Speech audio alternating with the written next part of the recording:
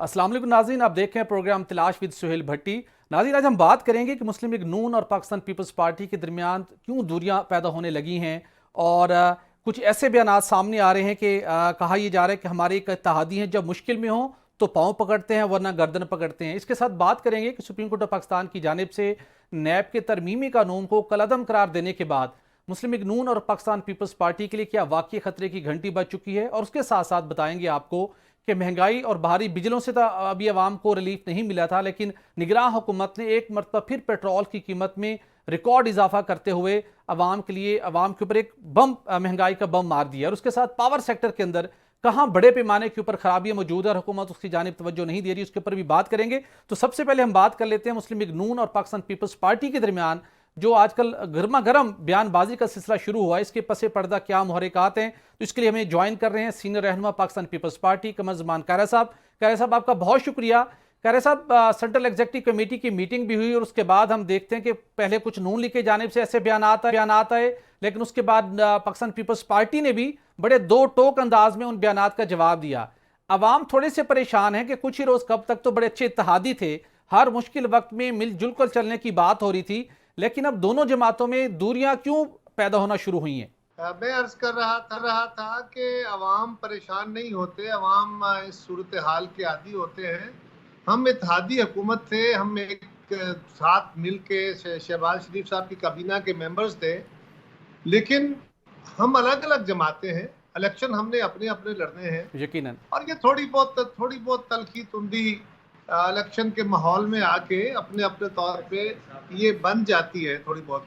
अब इसके ऊपर पीपल्स पार्टी ने ये फैसला किया है कि हमारे जो कुछ गिले शिकवे शिकायतें हैं उसके लिए जनाब आसिफ अली जरदारी साहब को पार्टी ने ये मैंडेट दिया है कि वो तमाम कंसर्न लोगों से, जमातों से जहाँ जहाँ बात करनी है करें और हमारे गिले शिकवे दूर कराएं। तो ये छोटी मोटी ऊंच नीच को तलखी तुलखी इलेक्शन के माहौल में हमारा क्योंकि कल्चर ऐसा है ना, अगर हम आपस में इकट्ठे होते हैं तो फिर कहते हैं उन्होंने मुकमुका कर लिया है, और इलेक्शन में एक दूसरे के खिलाफ लड़ते हैं तो कहते हैं दो कमाल हो गया, कल तक ये इकट्ठे थे आज ये एक दूसरे के खिलाफ हो गए। बिल्कुल ठीक है साहब, ये बात तो चलें आपकी मान लेते कि हल्की फुल्की चलें, जरा मौसीकी चलती रहनी चाहिए, लेकिन वफाक के अंदर हम बात करें निगरान हुकूमत की जो काबीना है उसमें बिल्कुल पहले भी इंप्रेशन था और अब इंप्रेशन और ज्यादा पुख्ता हो गया है कि वो नून लीग के सपोर्टेड या नून लीग के साथ जिनकी बहुत गहरी वाबस्तगी थी वो लोग काबीना में मौजूद हैं। तो पीपल्स पार्टी को भी इसके ऊपर कंसर्न है, पीपल्स पार्टी ने उसके ऊपर तहफ़्फ़ुज़ात का इजहार किया कि ऐसा लगता है जैसे वफाक में निगरान हुकूमत नून लीग की है। तो जब ये एक सेटअप बन रहा था केयर टेकर सेटअप, उससे पहले आपकी मुशावरत बहुत ज्यादा होती थी जरदारी साहब और नवाशी साहब की मबैन भी, तो कहीं कुछ तय पाया था कि निगरान हुकूमत में किसके कैसे हमायत के लोग आएंगे, या जैसे नून लीग चाहे वो वैसे बना ले, ये पीपल्स पार्टी की भी कोई राय ली गई थी या अब आपको कंसर्न शो करने का मौका मिल रहा है? देखिए, निगरान हुकूमतें बनाते हुए, प्राइम मिनिस्टर को बनाते हुए यकीनन मशावरती अमल हुआ, इससे तो इनकार नहीं है, लेकिन उसी पे अगर हुकूमत बनने पे जिस तरह आप तहफ़्फ़ुज़ात का इज़हार फरमा रहे हैं, आपने जो अपने ऑब्जर्वेशन दी है दुरुस्त है। तो इसीलिए मैंने कहा ना कि हमने अपने सदर जनाब आसिफ जरदारी साहब को पार्टी ने इख्तियार दिया है कि आप पीपल्स पार्टी के जो कंसर्न्स हैं वो कंसर्न क्वार्टर्स पे रेज करें, वो हुकूमत से, वो जमातों से जहाँ जहाँ ज़रूरी है वो रेज करें और उसका तदारक करें। बिल्कुल ठीक सर। माज़र साहब, वैसे बता दीजिएगा पार्टी के अंदर अब जो डायरेक्शन है, ये डायरेक्टिव है, वो आसिफ अली जरदारी साहब को प्रवेल करता है या बिलावल भुट्टो साहब का? चूंकि पिछले दिनों काफ़ी बड़े सख्त बयानात एक दूसरे के सामने आ रहे थे और रिफ्लेक्शन ये मिल रही थी कि शायद अब फ्यूचर में जरदारी साहब की जो है बिलावल भुट्टो लीड करेंगे। देखिए, गुजारिश ये है कि वो भी चाय की प्याली में तूफान था। बिलावल साहब 90 रोज के अंदर इंतखाब की बात कर रहे थे, वो एक आईनी पोजीशन है, पीपल्स पार्टी की आज भी वही पोजीशन है। जरदारी साहब ने भी एक आईनी पोजीशन का ही जिक्र किया कि आपने इलेक्शन कराने हैं, अगर हल्का बंदियां करा के भी कराने हैं तो उसकी डेट दे दें और उसका शेड्यूल जल्द दे दें। तो ये दोनों आईनी पोजीशंस थी, इसमें कोई बड़ा इख्तलाफ नहीं था, इसके अलावा कोई इख्तलाफ नहीं था। इसकी वजाहत हो गई। और अब भी बिलावल साहब पार्टी के चेयरमैन हैं, जरदारी साहब भी उनको चेयरमैन साहब कह के बुलाते हैं। वो बेटे हैं, वो बाप बेटे की हैसियत अपनी जगह है, लेकिन पार्टी का चेयरमैन होता है। और पार्टी में इस वक्त जो फाइनल अथॉरिटी है वो बिलावल साहब है। बिलावल साहब नौजवान हैं और जरदारी साहब एक सन रसीदा बुजुर्ग तजर्बाकार आदमी है। उनकी राय बड़ी मुतबर और अहम होती है, लेकिन पार्टी के फैसले फाइनली जो है वो बिलावल साहब मशावरत से लेते हैं। बिल्कुल सही। अच्छा सर, कुछ रोज कब ये बात सामने आई कि मुस्लिम लीग नून, एमकेएम और जीडीए का इत्तेहाद हो रहा है। मुस्लिम लीग नून अब सिंध की जानिब रुख कर रही है और वहां पर कराची में सिंध की जगहों पर वो चाहते हैं कि अपने इत्तेहादियों के साथ पीपल्स पार्टी का जो कुछ शेयर हम कम कर सकें। इसके ऊपर पीपल्स पार्टी की तरफ से बिलखसूस फैसल कीम कुंडी साहब ने दबी लफ्जों थोड़ा सा तहफुजात का इजहार इस अंदाज में किया कि हम वेलकम करते हैं, बिल्कुल नून लीग आए, इत्तेहादी बनाए, आके सिंध में आए, मोस्ट वेलकम। लेकिन हम अगर आगे बढ़ के पंजाब में या किसी और जगह पर हमने किसी के साथ इत्तेहाद बनाया तो फिर एतराज नहीं होना चाहिए। कुछ लोग पहले भी इशारे कर रहे थे कि मुस्तकबिल में पीटीआई के साथ शायद नून पीपल्स पार्टी का इत्तेहाद ना बन जाए। कुछ ऐसे इम्कानात हैं सर? देखिए, पीटीआई को एक जमात के तौर पे तो पीटीआई को बिल्कुल माइनस नहीं किया जा सकता ना।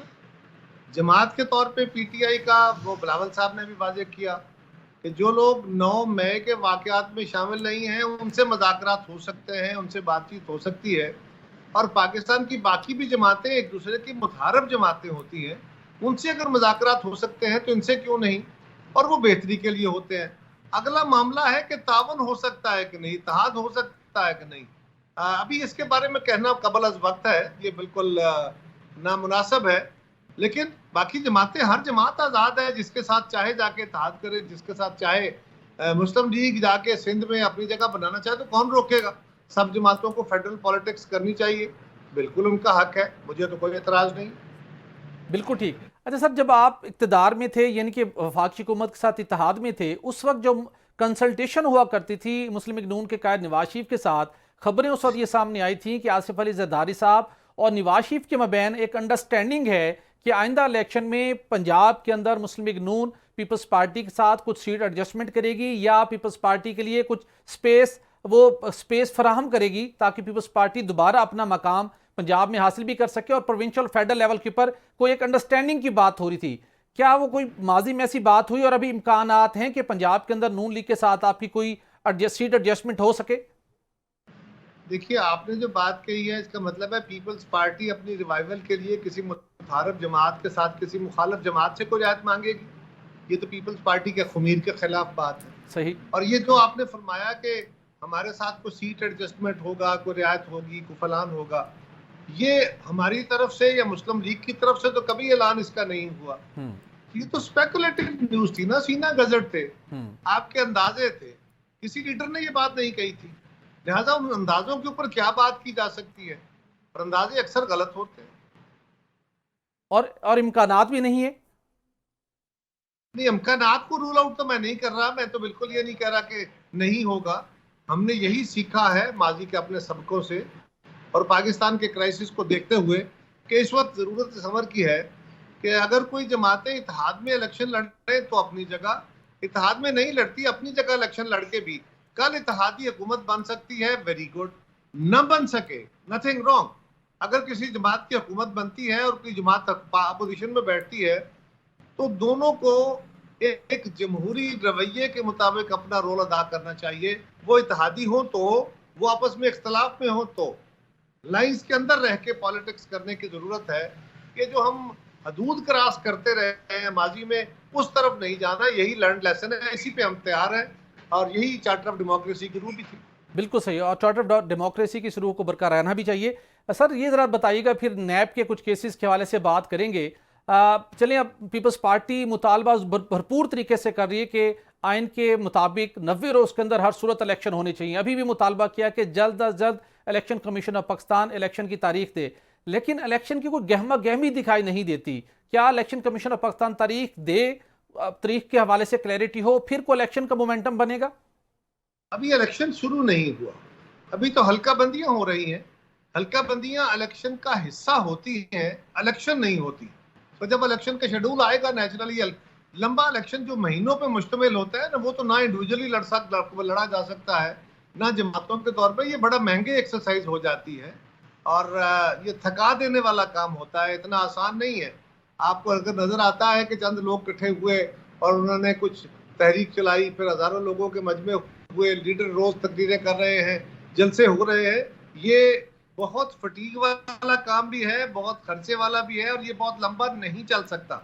लिहाजा जब इलेक्शन की डेट आ जाएगी फिर ही इलेक्शन की तरफ लोग जाएंगे। जहां तक ताल्लुक इस बात का है कि हमारी जमात ने अपनी मूवमेंट शुरू की है, बिल्कुल बिलावल साहब ने सिंध के अंदर अमूमी सा एक दौरा किया, जी जनूबी पंजाब में भी विजिट किया है, और अब वो अपना प्रोग्राम बना रहे हैं।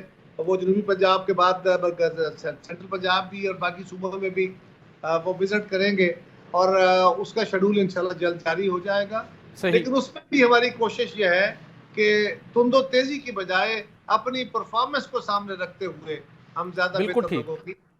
बिल्कुल ठीक। कायरा साहब, आप सियासी, कानूनी और आईनी लिहाज से साहिब बसीरत हैं।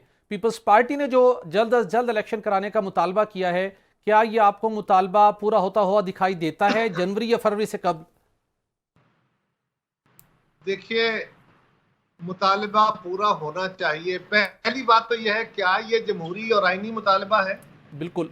अगर ये आईनी और जमहूरी मुतालबा है तो पूरा होना चाहिए, और अगर ऐसा नहीं हो सकता और कोई बहुत गैर मामूली सूरत हाल है और बाकी फ्री कैन सारे कुछ और मांग रहे हैं, तो फिर भी पीपल्स पार्टी का मुतालबा अपनी जगह है, लेकिन जल्द अज जल्द उसकी डेट दी जाए ताकि मजीद किसी ताखीर का बायस ना चीजें बन सके। बिल्कुल सही। तो खैर साहब, अब आपसे जानना चाहूँगा, एक पाकिस्तान तहरीक इंसाफ तो मुसलसल एक शादियाने बजा रही है कि जो सुप्रीम कोर्ट ऑफ पाकिस्तान ने नैब के तरमीमी कानून को कलअदम करार दिया है, अब इसके बाद पाकिस्तान पीपल्स पार्टी और मुस्लिम लीग नून की क़यादत तो बस अब जेलों के अंदर होगी, उनके असासे जब्त हो रहे हैं और उनके खिलाफ अब कड़ा एहतसाब होगा। पाकिस्तान पीपल्स पार्टी, जिसको बहुत से केसेस का पहले सामना था, जो बहुत से केसेस फिर मुंतकिल हुए, बंद हुए, इस फैसले को किस निगाह से देखती है और इसकी इम्प्लीकेशंस को आप किस निगाह से देखते हैं? पहली गुजारिश यह है कि इस फैसले के बारे में बिलावल भुट्टो जरदारी साहब ने, चेयरमैन पाकिस्तान पीपल्स पार्टी ने, कल अपनी प्रेस कॉन्फ्रेंस में बड़ी वाज़ेह तौर पे ये बात कही कि हमें कोई फर्क नहीं पड़ता पुराना कानून हो या नया कानून हो। हम तो माजी में भी झूठ पे मबनी केसेस का सामना करते रहे, अब भी कर रहे हैं, आइंदा भी करेंगे अगर बने हैं। हमें कोई परवाह नहीं है उसकी। हाँ, हम एक मुतालबा जरूर करते हैं। ये कानून बनाया इसलिए गया था कि इस कानून का जो मिसयूज होता है, गलत इस्तेमाल होता है, लोगों की पकड़ियां उछाली जाती हैं, उनके बाजू मरोड़ के वफादारियां तब्दील कराई जाती हैं, ये अमल ना हो सके, और कानून का इस्तेमाल ऐसे हो कि तमाम पाकिस्तान के दीदारों का, तमाम लोगों का बयक जुम्बश, बयक कलम, एक ही आंख से उसका एहतसाब हो। ये हमारा मुतालिबा पहले से था, अब भी है, उसको जब भी मौका मिला हम लागू भी करेंगे। बाकी हमें इससे कोई फर्क नहीं पड़ता। लेकिन इस पे ये बात दुरुस्त है कि अगर खान साहब के खिलाफ केस बने जी और पुराना केस बहाल हो गया तो फिर 90 दिन का रिमांड जो है हम तो भुगत चुके। वो बाकी राना सनाउल्लाह साहब ने बात तो दुरुस्त कही है कि बाकी जमातें जिनको खान साहब ने जेलों में भेजा और बड़े मजे लिए, वो तो भुगत बैठे हैं, वो तो जेलें काट बैठे हैं, अब कहीं इनकी बारी ना आ जाए। बिल्कुल सही। कारा साहब, जो एहतसाब का कानून था, उससे मुतल्लिक सुप्रीम कोर्ट ऑफ पाकिस्तान की जानिब से भी कहा गया कि पॉलिटिकल इंजीनियरिंग के लिए इस्तेमाल होता रहा है। 23 साल में कोई बड़ा नैब एहतसाब के हवाले से कोई बड़ी पेशरफ्त नहीं हो सकी। अगर फिर पार्लियामेंट ने कानून के अंदर इस्लाहात के जरिए से कुछ बेहतरी लाई, अब उसको इंटैक्ट नहीं रहने दिया गया, तो सर एक ऐसी जगह पे हम एक बंद टनल में हैं जहां से मामला बेहतरी की जानिब नहीं बढ़ पा रहे। एक जमात जिसने इसको चैलेंज किया, बाकी सब जमातों ने इस कानून को मंजूर करवाया था। क्या आप नहीं समझते कि मुल्क में एहतसाब के लिहाज से, मौशी लिहाज से और सियासी लिहाज से अब वक्त आ गया है कि ग्रैंड नेशनल डायलॉग हो और वहां बैठ के डायरेक्शन तय की जाए, बजाय इसके कि मामलात यूं अदालतों में उलझते रहें और इदारों के ऊपर, सियासतदानों के ऊपर और पार्लियामेंट के ऊपर अवाम का एतमाद कम होता रहे? मेरा तो ये बहुत दिनों से यही सूरत हाल है, यही ख्याल है। मैं तो उस वक्त जब इमरान खान इदारों से लड़ रहे थे और पार्लियामान और सुप्रीम कोर्ट आमने सामने थे, उस वक्त भी मैंने कहा था कि dialogue dialogue dialogue, democracy with dialogue आगे बढ़ती है। अभी मैं आपके इस ख्याल का हामिल हूँ और मैं इसी का प्रचार करता रहता हूँ कि यही आगे बढ़ने का रास्ता है, इसमें कोई दूसरी राय नहीं है। लेकिन डायलॉग के रास्ते खुद इमरान खान ने बंद किए हुए हैं, और कोई क्या करे। अदालत ने ये केस जिस तरह किया है उसके ऊपर सारे पाकिस्तान के लोग जानते थे कि इसका क्या होगा। एक बात जी, अगर अदालतें ये कहती रही हैं और हम भी कहते रहे हैं कि ये जो नैब का कानून है ये पे मबनी है, इसका मिसयूज होता है। तो मैं आज ही आपको ये गुजारिश कर रहा हूँ, हमें जब मौका मिला इस कानून के मिसयूज को जो तरीकाकार है उसको हम फिर बदलेंगे, किसी को अच्छा लगे किसी को बुरा लगे, यानी कि मिसयूज को, इनके उसके गलत इस्तेमाल। बिल्कुल सही। यानी कि अगर अब सुप्रीम कोर्ट ने फैसला दे दिया, चले अभी एक शायद नजरसानी हो, अगर उसमें कोई डेवलपमेंट नहीं होती, नजरसानी नहीं, मैं नजरसानी की बात नहीं कर रहा जी, पार्लियामेंट में, पार्लियामेंट सारी सुप्रीम कोर्ट बैठ के भी फैसला दे दे तो हम इसको पार्लियामेंट में फिर लेके आएंगे, क्योंकि हम चाहते हैं कि इस मुल्क में एक ऐसा कानून बने, ऐसा कानून हो जो सबको एक आंख से देखे, सबका एक जैसा एहतसाब हो और किसी के साथ ज्यादती ना हो सके, ना सियासतदानों के साथ, ना किसी और के साथ, न किसी एक जमात के साथ, न किसी एक इदारे के साथ, न किसी एक फर्द के साथ। उसके लिए इसके रास्ते में सुप्रीम कोर्ट सारी खड़ी हो जाए, उसको भी हम एक तरफ रखते हुए पार्लियामेंट में लेके जाएंगे। जब तक हमारी कोशिश है हम पाकिस्तान के लोगों को इस पर कन्विंस करेंगे, यही हमारा ख्याल है। वरना सुप्रीम कोर्ट और नो सुप्रीम कोर्ट, ये हमारा असूल है। नहीं, बिल्कुल ठीक, बड़ा वाज़ेह मौक़िफ़ है, बड़ा वाज़ेह स्टैंड है पाकिस्तान पीपल्स पार्टी का इस हवाले से। तो क्या अगर दोबारा पार्लियामेंट में आपने इस मामले को आया, दोबारा आपने इसको इंटैक्ट करने की कोशिश की, तो क्या एज इट इज किया जाएगा, या आप समझते हैं कि इस कानून के अंदर तो कोई बेहतरी मज़ीद लाने की जरूरत है? जी, ये मैं नहीं कह सकता कि ये किस शक्ल में इसको लाया जाएगा। एक्सप्लॉयटेशन ना हो, किसी के साथ ज्यादती ना हो, सबको एक आंख से देखा जाए, ये पीपल्स पार्टी का मौकफ है। इसको सामने रखते हुए इस कानून को ठीक किया जाएगा। उसके रास्ते में सुप्रीम कोर्ट भी आएगी, फिर भी हम करेंगे। बिल्कुल सही। इस सुप्रीम कोर्ट के इस फैसले के बाद सर पाकिस्तान पीपल्स पार्टी का इस स्पेसिफिक फैसले के हवाले से हमें इस पे कोई एतराज नहीं है जी। हमें सुप्रीम कोर्ट के इस फैसले की ना परवाह है, ना कोई इसकी कोई परवाह है, इसलिए कि नया कानून या पुराना कानून हम कल भी फेस करते रहे, अभी फेस करते रहे। मैं तो ये कह रहा हूं कि जो सुप्रीम कोर्ट ने किया है तो दुरुस्त नहीं है। हमें इस कानून के अंदर तरमीम और इसकी दुरुस्तगी करनी है, इसके मिस यूज को, इसके गलत इस्तेमाल को रोकना है।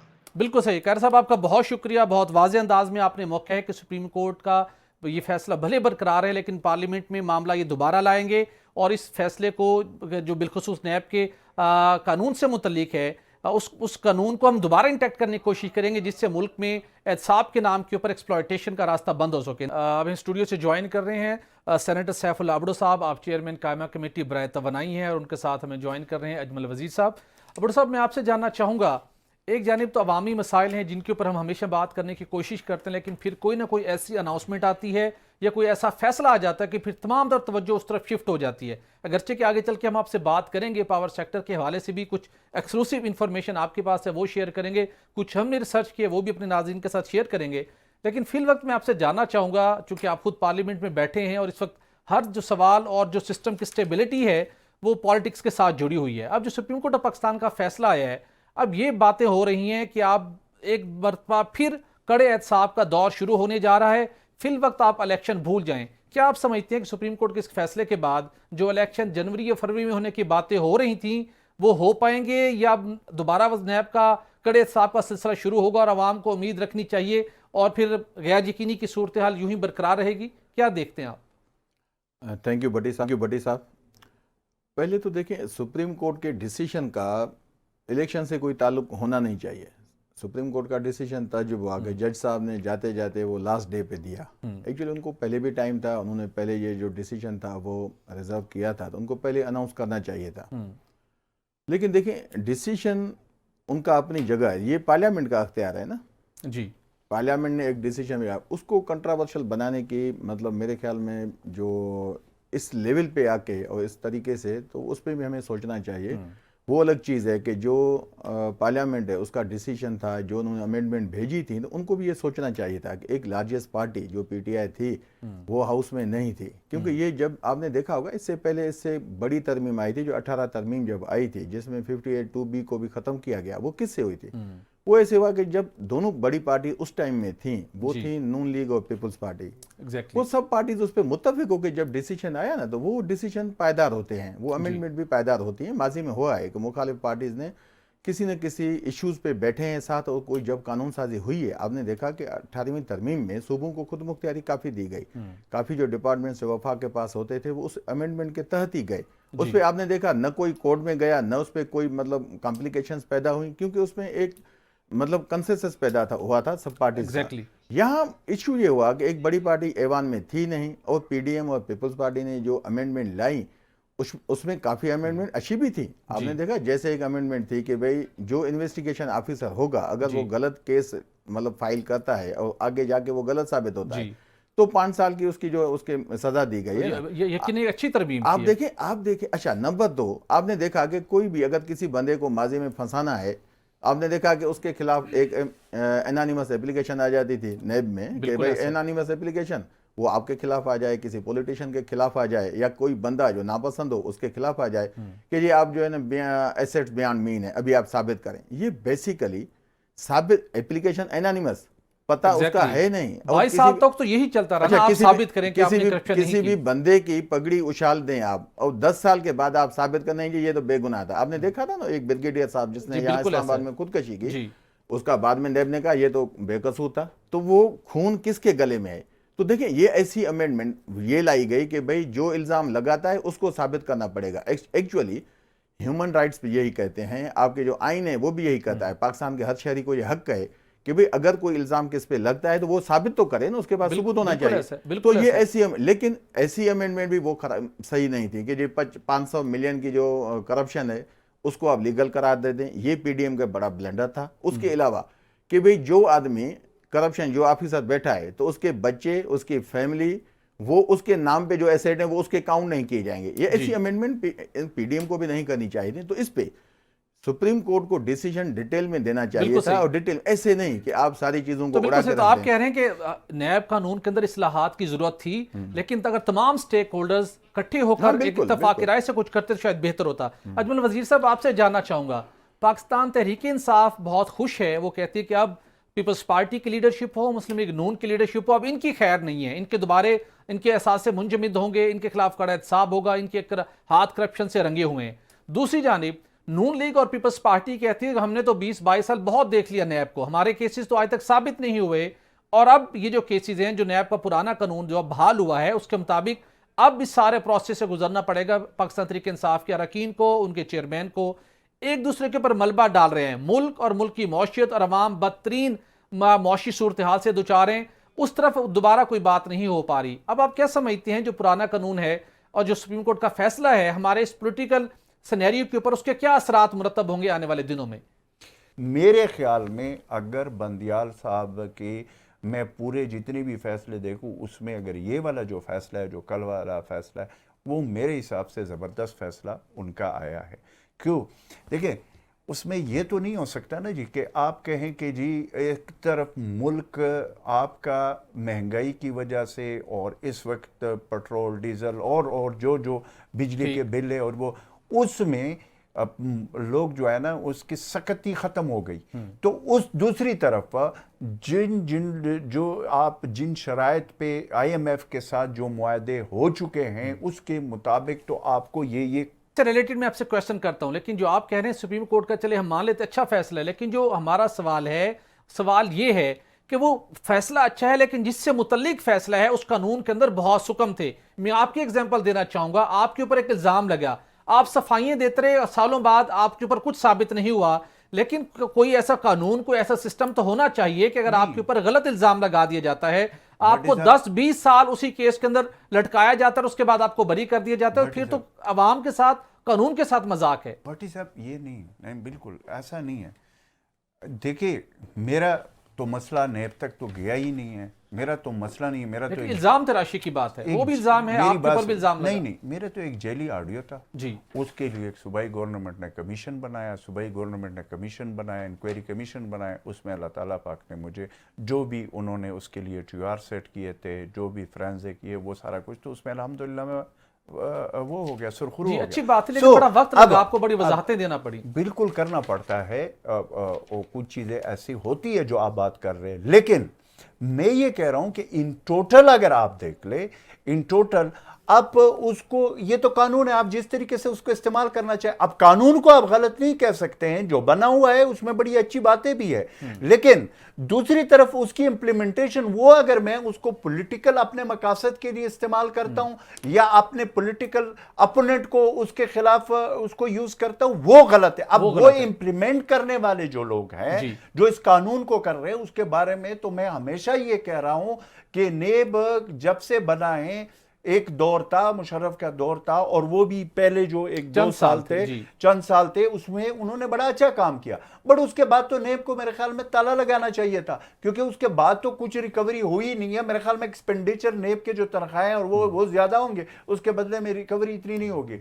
मेरा कहने का मकसद यह है कि अगर कोई करना चाहे, और इसमें अगर आप गुड कॉप बैड कॉप ये वाला बीच में से निकाले और अल्लाह को हाजिर नाजिर करके सही तरीके से एहतसाब कर ले, तो ये भी मैं आपको बता दूं कि इसके अलावा आपके पास इस वक्त भट्टी साहब कोई रास्ता ही नहीं है, क्योंकि आपकी एंटी करप्शन है, सूबों के पास है, उनकी कितनी वो है, कितनी कारकर्दी है और वो किस तरीके से काम करते हैं, आपको अच्छी तरह, मुझसे ज्यादा बेहतर आप एक बड़े तगड़े जर्नलिस्ट है, आपकी इन्वेस्टिगेशन स्टोरियां हमने भी देखी है, दुनिया देखती है, बट आपको पता है कि वो क्या है। फिर एफआईए का एक महदूद किस्म का वो दरकार होता है जिसमें वो हाथ डाल सकती है। नेब आपके पास वाहिद ऐसा इदारा है जिसमें आपके काम अगर नेब के मौजूदा जो ये अमेंडमेंट भी खत्म हो, अगर इसको सही मानों में गुड कप बैड कप वाला बीच में मसला निकाले, सही मानों में एहतसाब हो जाए, तो दूध का दूध पानी का पानी हो जाएगा, पाकिस्तान के बड़े मसाइल हल भी हो सकते हैं। सवाल वही है आगे जी, बिल्कुल, मसला वही है अगर ऐसा हो जाए। मैं आपसे जानना चाहूंगा बड़ो साहब, हम देखते हैं कि सुप्रीम कोर्ट ऑफ पाकिस्तान ने भी कहा कि नैब के इदारे को पॉलिटिकल इंजीनियरिंग के लिए इस्तेमाल किया गया है, अवाम का भी एतमाद नहीं रहा था, और हमने देखा कि भरपूर तरीके से नैब का पॉलिटिकल इंजीनियरिंग का इस्तेमाल हुआ। सर, मेरा सवाल ये है कि दुनिया के अंदर जो कायमा कमेटीज़ हैं उनका बड़ा इंपॉर्टेंट रोल होता है, वो अपना अगर प्रॉपर रोल करें, उन्हें इंपावर किया जाए, जिस तरह हमारी कौमी असम्बली की कायमा कमेटीज़ हैं, हमारी सेनेट की हैं, तो जो नैब तक मामला पहुंचता है या एफआईए तक पहुंचता है, उससे पहले बहुत से मामलात को सेटल किया जा सकता है, सब कुछ वहां उस जगह से उसको शॉर्टेस्ट टाइम के अंदर उसको इन्वेस्टिगेट किया जा सकता है। हमारे यहाँ कायमा कमेटीज का रोल क्यों इंतहाई महदूद है, और उसके साथ इस मसले से निकलने के लिए क्या हमें नेशनल ग्रैंड डायलॉग की जरूरत नहीं है? एक्चुअली देखिए ना, कानून साजी जो होनी चाहिए वो पहले तो जो फंडामेंटल राइट्स हैं ना कंट्री के, मतलब सिटीजन के, तो उसके अगेंस्ट नहीं होनी चाहिए। बिल्कुल ठीक, जिसको आइन में कवर भी हो। और हर डिपार्टमेंट, अच्छा नैब कहीं अकाउंटेबल है? नैब अकाउंटेबल नहीं है। आप नैब के ऑफिसर्स माशाल्लाह देखें ये मतलब जल्दी हो गई पीडीएम से।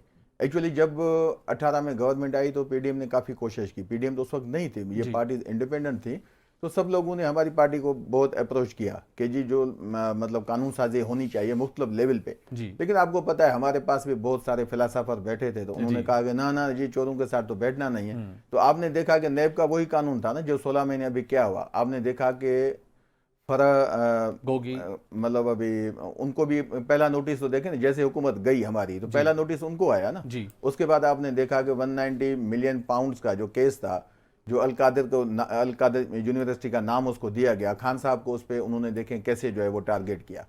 अभी देखिए तजुब है कि वो नैब वो 190 मिलियन डॉलर पाउंड को देखती ही नहीं कि वो आए कहाँ से। पहले तो भाई वो दिए किसने, उस बंदे का नाम ही कोई मीडिया पे नहीं लेता। आपने देखा ना मीडिया पे, ना हाउस में, ना कौमी असेंबली में, ना सेनेट में, कहीं भी उसका नाम नहीं आया कि 190 मिलियन उन्हें शामिल तफ्तीश किया गया।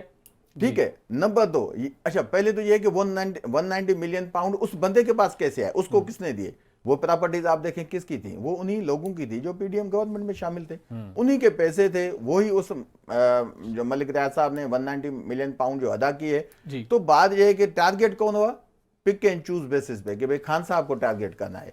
भाई खान साहब को तो बाद में आप टारगेट करें, पहले वो 190 मिलियन पाउंड हैं कहाँ? वो इस वक्त भी गवर्नमेंट ऑफ पाकिस्तान के हैं। तबड़ो साहब, तो अगर जब कानून बहाल हो गया, उससे ज्यादा अगर वो टारगेट किया गया पहले, तो पुराने कानून के तहत तो और ज्यादा प्रोविजन है कि आपने एक नोटिस भेजने हैं कि फॉर एग्जांपल बनी गाला कि आपने जो प्रॉपर्टी है या आपके कोई और लीडर है उसने वो फैक्ट्री आपकी है लेकिन बेनामी है, साबित करें कि मेरी नहीं है, उसमें तो फिर सब इनको साबित करना पड़ेगा। देखिए वही चीज है, हम तो कल भी देख रहे थे कि काफी टीवी चैनल्स पे, हमारे ग्रुप पे ये चीजें देखें। बात ये है कानून साजी होनी चाहिए। कानून साजी ये नहीं है, देखिए आपके मुल्क में न बिजनेस हो रहा है न कोई चीज़। जैसे अभी अजमल साहब ने भी कहा ना कि रिकवरी हुई क्या थी परवेज मुशर्रफ के टाइम में, आप रिकवरीज तो देखें ना। आप देखें वो जब नए ऑफिसर जब आते हैं ना, जी कभी किसी ने पूछा है कि उन एसेट्स कोई देखे? जब वो आते हैं उनकी क्या पोजीशन होती है, उनके आप सूट्स देखें, वो तो 2-2 लाख के 3-3 लाख के शूज पहनते हैं बैठ के। तो हम बीइंग एज ए सेनेटर, मैं नहीं बिल्कुल सही। समझता कि अजमल साहब अफोर्ड करते हैं, मैं तो being as a senator afford नहीं करता। बिल्कुल तो मैं सही। 3 लाख के जूते जो क्यों पहनूं? जब एक जूता 10,000 में मिलता है तो जी। मुझे क्या जरूरत है मैं तो ये 3 लाख कौन उसमें पहनता खर्च सर करूं? 3.5 लाख के जूते? तो मकसद है कि ये तो ऑफिसर्स हैं ना, जो मतलब यहाँ आते हैं, आप उनकी लिविंग स्टैंडर्ड देखें, नायब अफसरान की बात कर वो रहे हैं। सबकी जो भी मतलब अथॉरिटीज हैं, नए भाई FIA आपकी अथॉरिटी है ना, जो मतलब चेक जी। करते हैं। लेकिन ये है कि ये किसी को इतनी इजाजत नहीं होनी चाहिए कि जब आप कानून की खिलाफ वर्जी करेंगे बिल्कुल तो सही। वो चीजें आपका ना मुआशरा तरक्की कर बिल्कुल सकेगा, ठीक ना है। आपकी मैशत मजबूत हो सकेगी। जहां तक आपने सवाल पूछा कि ये कमेटीज क्यों नहीं करते, जी देखिए ये कमेटीज भी हाउस में आप देखें ना, मैं तो अभी आया हूँ 2021 से पहले मैं नहीं था पार्लियामेंट में, मैं तो जी 2021 में आया हूँ सेनेट में। मैं 5 कमेटीज का मेंबर हूँ, जी कम्युनिकेशन का भी हूँ मैं उसमें। पहले था कम्युनिकेशन का, फिर कम्युनिकेशन से हमारी पार्टी ने हमें वो चेंज किया, मुझे प्रिविलेज में भेजा, कुछ इश्यूज हुए। उसके बाद इंटीरियर कमेटी है, मेरी टाइम है, हाउसिंग पावर डिवीजन जी कमेटी का मैं चेयरमैन हूँ। आप जी देखें, अगर मैं तो इस बात में अगर हमारे पार्लियामेंटेरियन सही तरीके से अपना काम करें और डिपार्टमेंट को पाबंद करें तो ये इंक्वायरीज आगे जाए ही नहीं बिल्कुल कभी दुरुस्त भी, कहा, ना बिल्कुल नैब दुरुस्त को कहा। जाए ना FIA को, क्योंकि डिपार्टमेंट्स को पाबंद करने के लिए ये कमेटीज होती हैं। बिल्कुल कमेटीज का नाजरीन, हमें ज्वाइन किया है शुएब शहीन साहब ने, अब माहिर कानून है। शुएब शहीन साहब बहुत शुक्रिया। जानना चाहूँगा, कल सुप्रीम कोर्ट ऑफ पाकिस्तान का फैसला आया तो PTI भी शादियाने बजा रही है कि बहुत अच्छा फैसला आया, अब तमाम पार्टियों के जो बड़े करते धरते हैं वो अंदर होंगे, उनके साथ से मुंजमिद होंगे और दोबारा कड़ा एहतसाब होगा। लेकिन पीपल्स पार्टी नून लीग कहती है कि हम तो इन केसेस को भुगता बैठे, आज तक कुछ साबित नहीं हुआ और अब बारी है पाकिस्तान तहरीक इंसाफ की। और इंडिपेंडेंट जो ऑब्जर्वर हैं वो कहते हैं कि इस फैसले के नतीजे में वो इलेक्शन जो जनवरी या फरवरी में कहीं होते दिखाई देते थे वो मजीद गैर यकीनी सूरत हाल से दो चार हो सकते हैं। आप सर इस फैसले की इम्प्लीकेशंस को किस निगाह से देखते हैं? देखिए, इस फैसले का इलेक्शन से क्या ताल्लुक है? इलेक्शन 90 डेज में होने चाहिए। ये सारी PDM की जमातें, पीपल्स पार्टी समेत आज जो नूरा कुश्ती खेल रही हैं, इन्होंने CCI की मिनट्स जो है वो 4 दिन पहले क्यों शाये किए हैं? वो इसका मतलब ये था कि वो इलेक्शन का इंतवा चाहते थे। वो जो बारूदी सुरंगें बिछा कर गए हैं और इलेक्शन कमीशन, जिसको आप सिलेक्शन कमीशन कह सकते हैं, और वो तमाशा देख रहा है सारा कुछ, वो 90 डेज में इलेक्शन नहीं करा रहा प्रेसिडेंट की दी हुई डेट के मुताबिक भी और सुप्रीम कोर्ट की जजमेंट्स के मुताबिक भी। तो मैं समझता हूँ कि इस फैसले से सिवाय इस बात के कि एहतसाब का निज़ाम मजबूत होना चाहिए और एहतसाब के निज़ाम को कमज़ोर करने की कोशिश की इन नैब ज़दा उन लीडरों ने, जिन्होंने अपने मुकदमात सामने रखे और एक एक मुकदमा को सामने रख के उन्होंने अपने अपने और जो उससे शिक्कू से मुतासर होते थे उन सबको बदल दिया। तो अगर ये इतने ही पारसा थे तो फिर नैब लॉ तब्दील करने की क्या जरूरत थी? ये आते अपना मेरिट पे अपने केसेस खत्म कराते। लेकिन ये शेख अलग शहीन साहब बात है 23 साल कि तक तो नैब का या एहतसाब का निज़ाम मजबूत नहीं हो सका, किसी को कैफे किरदार तक नहीं पहुंचाया जा सका। सिर्फ और सिर्फ हमारे यहाँ इकोनॉमिक डिस्टॉर्शन हुई, समाजी ढांचा तबाह हुआ और आज हम गैर यकीनी की सूरत हाल से दो चार हैं। तो अब कैसे हम तवक्को कर सकते हैं आने वाले चंद दिनों में मुझे ये कुछ ऐसा हो बताएं कि नैब लॉ पिछले 16 महीने नहीं था ना? इन 16 महीनों में क्या आपका इंतशार खत्म हो गया? क्या ये बेयकीनी की कैफियत खत्म होगी? क्या माशी तौर पर और मुआशरती तौर पर आप बहुत आगे चले गए? माशी तबाही तो आपने अपनी आंखों के सामने इन 16 महीनों में देख ली। असल मसला ये है कि यहाँ रूल ऑफ लॉ होना चाहिए, पॉलिटिकल विक्टिमाइजेशन नहीं होने चाहिए, इदारों को अपने हुदूद में रह के मिसयूज ऑफ अथॉरिटी नहीं करनी चाहिए, कानून और कायदे के मुताबिक अपने आप को चलना चाहिए। लेकिन उसका ये तरीका नहीं है कि आप एहतसाब के निज़ाम को ही ख़त्म कर दें। आप जो सख्त कवानीन थे